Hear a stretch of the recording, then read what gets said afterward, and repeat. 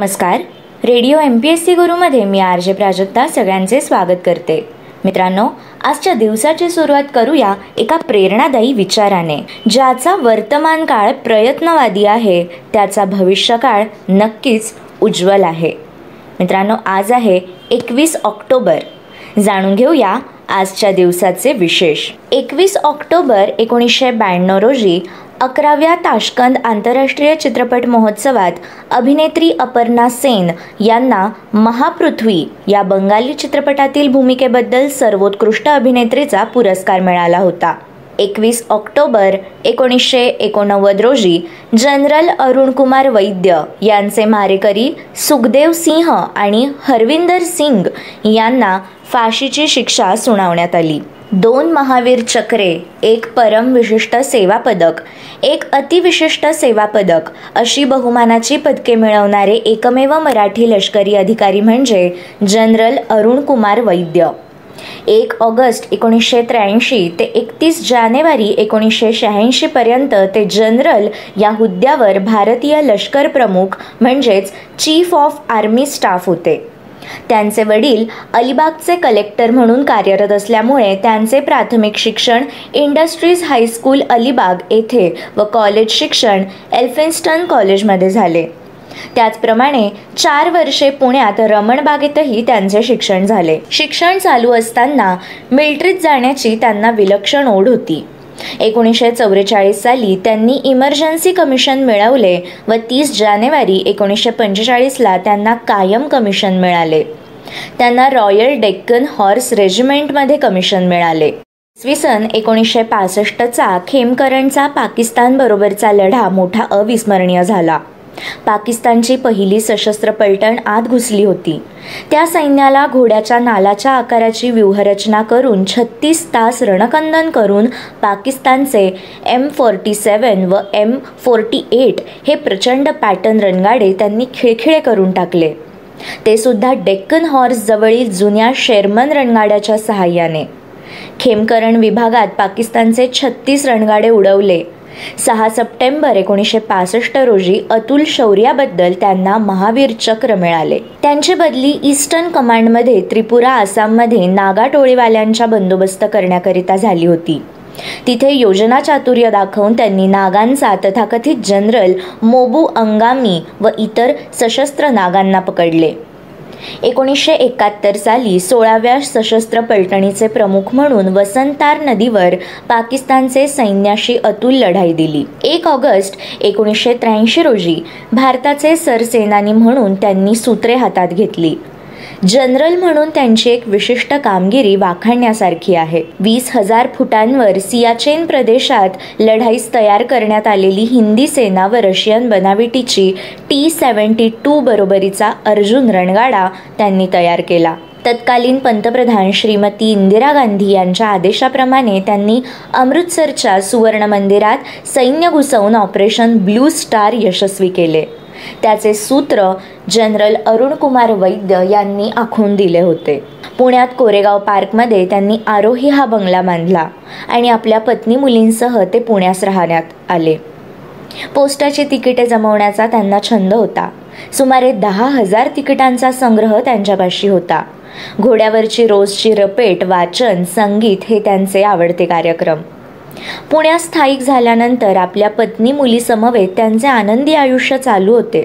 परंतु operation blue स्टारचा उल्लेख असलेली टाईप केलेली धमकीवजा पत्रे त्यांना येत होती. एक अंगरक्षक त्यांना पोलिसांनी दिला होता. परंतु 10/8/1986 रोजी 2 शीख तरुणांनी त्यांची मारुती या गाडीत निर्घुण हत्या केली. मित्रांनो, या जनरल अरुण कुमार वैद्य यांचे मारेकरी सुखदेव सिंग आणि हरविंदर सिंग यांना आजच्याच दिवशी 1989 मध्ये फाशीची शिक्षा सुनावण्यात आली. 1987 मध्ये भारतीय शांती सेनेने जाफनातील एका रुग्णालयावर केलेल्या हल्ल्यात 70 तमिळ ठार झाले. यात रुग्ण, डॉक्टर व नर्सेसचा समावेश होता. 1983 साली प्रकाशाने निवर्तनात 1 सेकंदात कापलेले अंतर अशी 1 मीटरची व्याख्या ठरवली गेली. 1951 मध्ये 21 ऑक्टोबर या दिवशी डॉक्टर श्यामाप्रसाद मुखर्जी यांनी दिल्ली येथे भारतीय जनसंघ पक्षाची स्थापना केली. हे एक थोर राष्ट्रीय नेते, भारतीय जनसंघाचे संस्थापक, अध्यक्ष आणि शिक्षणतज्ज्ञ होते. आजच्याच दिवशी 1945 मध्ये फ्रान्समध्ये स्त्रियांना मतदानाचा अधिकार मिळाला होता. 1943 साली सिंगापूर येथे 21 ऑक्टोबर या दिवशी आझाद हिंद सेनेची स्थापना करण्यात आली.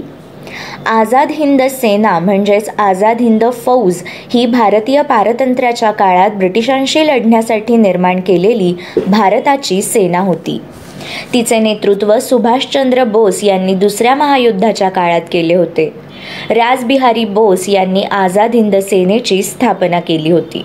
1934 मध्ये जयप्रकाश नारायण यांनी काँग्रेस सोशलिस्ट पार्टीची स्थापना केली होती. 1932च्या कायदेभंगाच्या चळवळीचा जोर ओसरल्यानंतर काँग्रेसमध्ये सनदशीर राजकारणाचे वारे वाहू लागले. कायदेभंगाच्या प्रत्यक्ष चळवळीपेक्षा सनदशीर राजकारणामध्ये प्यादी पुढे मागे करून स्वातंत्र्य लढ्या पुढे न्यावा अशा विचाराचे नेते पुढे सरसावले होते. अशा वेळी राष्ट्रीय आंदोलनास नवी दिशा देण्यासाठी, आंदोलनाची उद्दिष्टे अधिक स्पष्ट करण्यासाठी आणि स्वातंत्र्य संग्रामाच्या साधनांचा पुनर्विचार करण्यासाठी 1934 मध्ये काँग्रेस अंतर्गत सोशलिस्ट पार्टीची स्थापना करण्यात आली.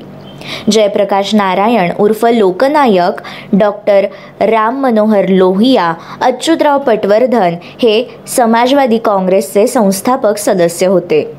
समाजवादी काँग्रेसमध्ये पंडित नेहरू, सुभाषचंद्र बोस, युसुफ मेहर अली, ना. ग. गोरे आणि कामगार नेते SM जोशी यांचा समावेश होता. मुंबईमध्ये डॉक्टर संपूर्णानंद यांच्या अध्यक्षतेखाली भरलेल्या पक्षाच्या पहिल्या अधिवेशनात पक्षाने स्पष्ट केले की संपूर्ण स्वातंत्र्य म्हणजे ब्रिटिश साम्राज्यापासून भारताचे विमोचन आणि समाजवादी समाजाची स्थापना होय. 1854 मध्ये फ्लोरेन्स नायटिंगेल आणि इतर 38 नर्सेसना क्रिमियन युद्धात वैद्यकीय सेवेसाठी पाठवण्यात आले. फ्लोरेन्स नायटिंगेल या अग्रगण्य परिचारिका, लेखिका आणि संख्याशास्त्रज्ञ होत्या.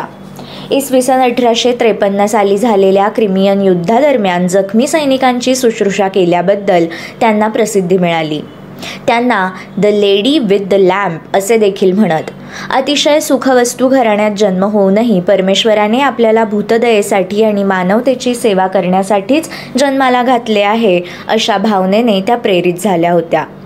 रेड क्रॉसचे संस्थापक हेनरी ड्युनंट यांनी त्यांना the lady with the lamp ही उपाधी दिली.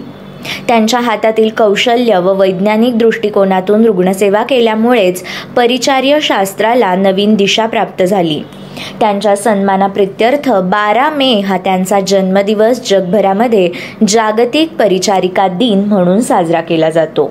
21 ऑक्टोबर 1949 रोजी इस्रायलचे 9वे पंतप्रधान बेंजामिन नेत्यानाहू यांचा जन्म झाला. ब्राझीलचा फुटबॉलपटू एडसन अंतारेस डो नासिमेंटो उर्फ पेले याचा जन्म 1940 मध्ये आजच्याच दिवशी झाला. हिंदी चित्रपट अभिनेता व निर्माता शम्मी कपूर यांचा जन्म आजच्याच दिवशी 1931 मध्ये झाला. धर्मभास्कर ग. ना. कोपरकर या वैदिक धर्मसंस्कृती तत्वज्ञान यांचा विज्ञाधारित अभ्यास करून त्या संदर्भाचे लेखन करणारे धर्मभास्कर यांचा जन्म 1921 मध्ये झाला. प्रकाशन, प्रचार व संशोधन त्यांनी केले होते. 4 वेद, 6 शास्त्रे, मनुस्मृती, याज्ञवल्क स्मृती व इतर अनेक असे धर्म या विषयावरचे 197 ग्रंथ त्यांनी लिहिले. त्यांना द्वारका पीठाच्या शंकराचार्यांकडून धर्मभास्कर तर करवीर पीठाच्या शंकराचार्यांकडून धर्मऋषी या पदव्या मिळाल्या होत्या. गायक व संगीतकार राम फाटक यांचा जन्म 1917 मध्ये 21 ऑक्टोबर या दिवशी झाला.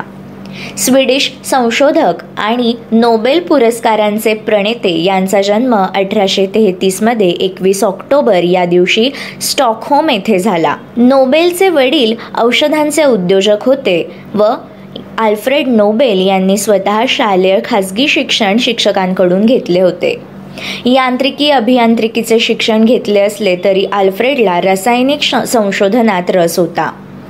भरीस वडील बंधूंच्या स्फोटकांच्या अपघातात मृत्यू ओढवल्यानंतर आल्फ्रेडने स्वतःला सुरक्षित स्फोटके शोधण्यासाठी संशोधनाला वाहून घेतले व त्यातूनच पुढे डायनामाइटचा शोध लावला. डायनामाइटमुळे नागरी तसेच लष्करी बांधकामे करणे सुलभ झाले व नोबेलने गडगंज संपत्ती मिळवली. आपल्या शोधाचा उपयोग युद्धातच जास्त होत असल्याचे व त्यामुळे आपण स्वतः इतरांच्या मृत्यूला कारणीभूत असल्याचे शल्य नोबेलच्या मनाला सलत होते. त्या कारणाने आल्फ्रेड नोबेलने 10 लाख स्वीडिश क्रोरांचे विश्वस्त मंडळ स्थापन केले व जगातील उत्तमोत्तम संशोधकांना व शांतिदूतांना त्यातून पारितोषिक देणे आरंभले.